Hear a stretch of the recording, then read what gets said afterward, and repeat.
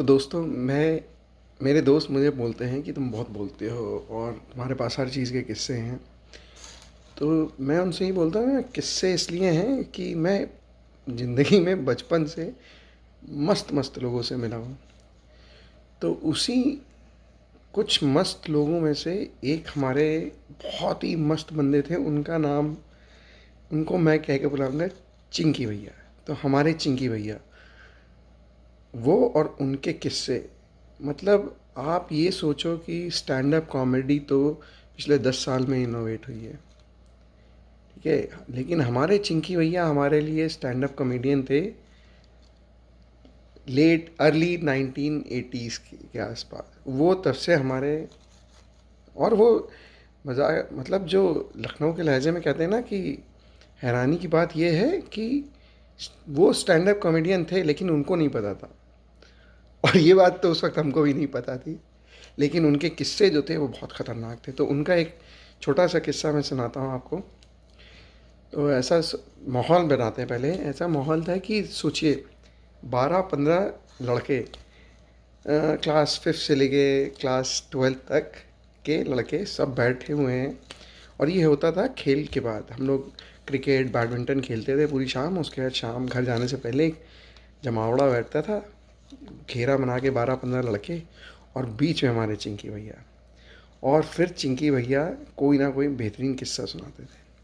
तो ये किस्सा है एमएमजी का, चिंकी भैया और उनकी एमएमजी। तो भाइयों, ज़्यादातर लोगों को पता होगा एमएमजी के बारे में, और वो एमएमजी के बारे में हम लोगों को तब पता नहीं था, तब तक बॉर्डर आई नहीं थी। तो तब तक ना हमको भैरव सिंह का पता था ना एमएमजी का पता था कि भैरव सिंह एमएमजी संभालो, कि एमएमजी भाई साहब एक किसी चीज़ के ऊपर माउंट होती है और उसके बाद एक बंदा पीछे लेट के धर धर धर धर चलाता है, और आम आदमी के उठाने की बात नहीं है। लेकिन चिंकी भैया ने हमें किस्सा सुनाया कि भाई साहब वो 7 साल की उम्र में उनके मामा जी के साथ में लखनऊ से भोपाल जा रहे थे, या आई थिंक भोपाल से शायद कहीं महाराष्ट्र के किसी उसमें जा रहे थे। लेकिन जिस भी जगह जा रहे थे वो बीच में जो ट्रेन है वो चंबल से होकर निकलती थी, और ये उनके जो मामा जी थे वो आर्मी में थे। तो भाई साहब मामा जी की पूरी बटालियन आर्मी की जा रही थी ट्रेन के में, और उसमें चिंकी भैया भी साथ थे मामा जी के। तो पूरी आर्मी की बटालियन सो रही थी। रात में चिंकी भैया को ये लगा कि एमएमजी, सब लोगों ने बोला कि ट्रेन के दरवाजे नहीं खुलेंगे क्योंकि यहाँ पे डाकुओं का, चंबल से निकल रही भाई साहब, तो डाकुओं का खतरा है। तो चिंकी भैया ने कहा कि भैया अब तो राष्ट्र की सुरक्षा की बात है, तो हम लेंगे जिम्मेदारी। तो भाई साहब वो बैठे ट्रेन में, और ट्रेन रात भर चल रही है और सारे आर्मी के जवान सो गए। अब रात में करीब 12 बजे जब बिल्कुल ट्रेन जो है ना भयानक चंबल की घाटियों से गुजर रही थी, बीहड़ से गुजर रही थी, तो चिंकी भैया ने, 7 साल की उम्र के थे चिंकी भैया, उन्होंने अपने हाथों से उठाई एमएमजी।